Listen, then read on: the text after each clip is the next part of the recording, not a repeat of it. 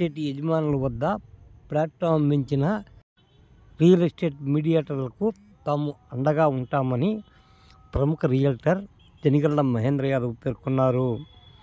కలయిక కళ్యాణ మండపంలో కావలిలోని రియల్ ఎస్టేట్ వ్యాపారులు మీడియేటర్లతో సమావేశం నిర్వహించడం జరిగింది.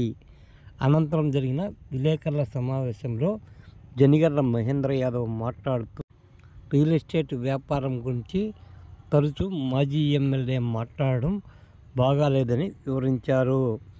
అందువల్ల తాము సమస్యలు ఎదుర్కోవలసి వస్తుందని ఈ సందర్భంగా జనిగళ్ల మహేంద్ర యాదవ్ పేర్కొన్నారు. ఈ విలేకరుల సమావేశంలో పలువురు రియల్టర్లు పాల్గొన్నారు. ఈరోజు అందరూ సమావేశపరచడం జరిగింది. ఈ సమావేశంలో అందరూ కూడా ఓనర్స్ దగ్గర నుంచి ప్లాట్లు ఇప్పించిన అందరూ కూడా వాళ్ళకి సంబంధించి కావులో జరుగుతున్న పరిణామాల మీద వాళ్ళు ఒక భరోసా అడగడం జరిగింది. దానికి సంబంధించిన ఓనర్స్ గా మేమందరం కూడా వాళ్ళకి భరోసా ఇవ్వటం జరిగింది. మీకు దానికి సంబంధించిన ఏ విషయంలో ఉన్నా దేనికైనా మేము ఓనర్స్ అందరం కూడా సంసిద్ధంగా ఉన్నాము. మీకు కానీ కస్టమర్స్ కానీ ఎలాంటి ఇబ్బంది రాకుండా ఉండేదానికి మేమందరం కూడా సంసిద్ధంగా ఉన్నామని తెలియజేస్తున్నాము. ఎందుకంటే గతంలో అనేక సంవత్సరాల నుంచి కూడా రియల్ ఎస్టేట్ అందరూ కూడా చేస్తూ ఉన్నారు. అదేవిధంగా మేము కూడా ఆ రోజు రోజు ఉన్న నామ్స్ ప్రకారం ఆ రోజు ఉన్న పరిస్థితుల ప్రకారంగానే మేము కూడా అందరం కూడా రియల్ ఎస్టేట్ చేసుకుంటూ పోయాము. దానిలో మా వైపు నుంచి ప్రజెంట్ ఉన్న ప్రభుత్వానికి అనుగుణంగా ఏమైనా ఇబ్బందులు ఉంటే వాటిని మేము దానికి ప్రభుత్వం వారు కానీ ప్రజెంట్ ఉన్న ఎమ్మెల్యే గారు కానీ వాళ్ళు ఎవరు ఏం చెప్పినా దానికి వాళ్ళ సలహా తీసుకొని వాళ్ళు చెప్పే విధంగా మేము ఉంటాము అని చెప్తున్నాము. ఇవన్నీ కూడా రాజకీయాలకి అన్న కూడా చెప్పాడు. రాజకీయాలకి వ్యాపారానికి సంబంధం ఉండకూడదని నేను కూడా భావిస్తున్నాను. ఈ సమస్య అంతా కూడా రాకూడదు. గతంలో మాజీ ఎమ్మెల్యే గారైన ప్రతాప్ కుమార్ రెడ్డి గారు ఆయన కూడా రియల్ ఎస్టేట్ వ్యాపారం చేశారు.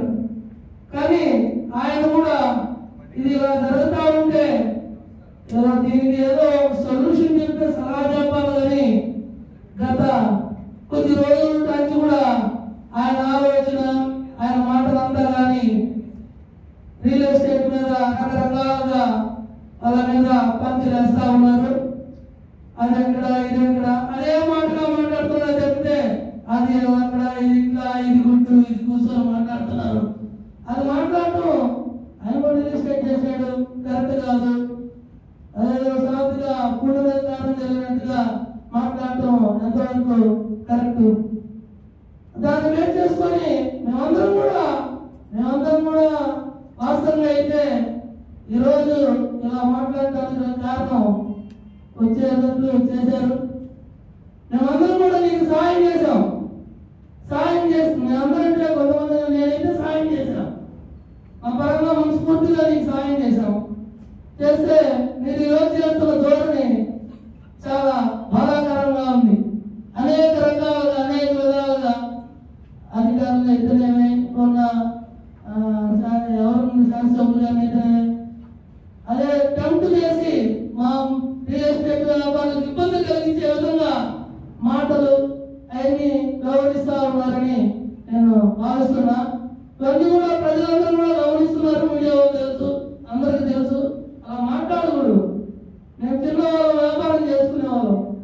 మేము ఈరోజు మమ్మల్ని ఇలాగా ఇంతమంది ఒకరితో ముడిపడి లేదు. ఇదంతా వ్యాపారం చేసుకునే వాళ్ళు మీడియేటర్స్ అదేవిధంగా కొనుక్కునే వాళ్ళు అనేక రకాలుగా ఉన్నారు. ఏదైనా ఒక సమస్య మీద దాన్ని సాగుతం అయ్యే విధంగా చూడాలి కానీ దాన్ని పెద్ద చేసే విధంగా ఆలోచన చేయకూడదు. మేమందరం మీకు సాయం చేసాం కదా. చేసినప్పుడు మీరు వచ్చినప్పుడు ఇంకేదైనా విషయం మాట్లాడుకోవాలి. ఇంకేదో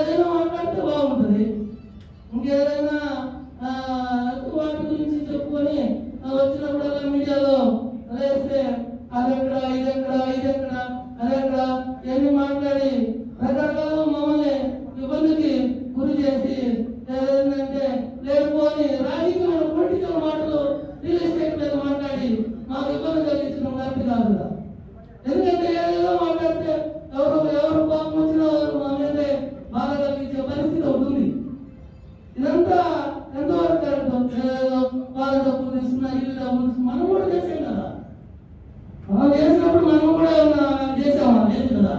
ఇప్పుడు ఉచితంగా మేము ఎవరిని కలవలేదు రియల్ ఎస్టేట్ వాళ్ళని, మేము ఎవరికి పత్రికా ముఖ్యంగా చెప్తాం, మమ్మల్ని ఎవరు ₹1 కూడా అడగలేదు, మేము ఎవరికి ₹1 కూడా ఇవ్వలేదు.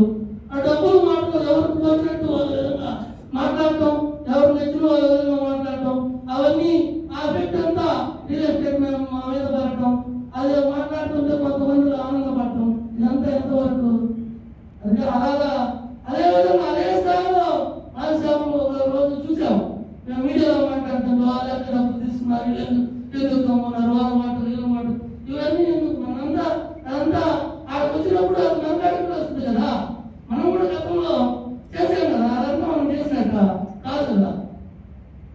చేసినప్పుడే ఇవన్నీ మాట్లాడాలి. ఇలాగా ఇవన్నీ ఈ పరిస్థితుల వల్ల కావపట్నంలో పన్నులు అయితేనేవి, అదేవిధంగా మీడియాటర్స్ అయితేనేవి, ఈ రప్చర్ వల్ల ఉన్న రియల్ ఎస్టేట్ అనేది కావులో పూర్తిగా తగ్గిపోయింది కదా.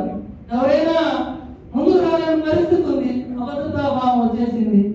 అది మేమేమన్నా తప్పులు చేస్తుంటే మేము దాన్ని ఏదైనా మేము తప్పు చేయాలనే ఉద్దేశంతో ఏమి లేము. తప్పు చేస్తుంటే మేము దాన్ని ఏదైనా ఉంటే దాన్ని రెక్టిఫై చేసుకునేదానికి కానీ దాన్ని కూడా మేమందరం కూడా ఇప్పుడు ఈరోజు అనుకున్నాం, అధికారులను కలుస్తాం. అదేవిధంగా గౌరవ శాసనసభ్యులు ఈరోజు ఉన్న శాసనసభ్యులు నాగేశ్వరరెడ్డి గారు కూడా కలిసి మా ఉన్న బాధని మేము నిర్ణయించుకొని సాయం చేయమని కోరుకుంటామని తెలియజేస్తూ ఈ అవకాశం ఇచ్చిన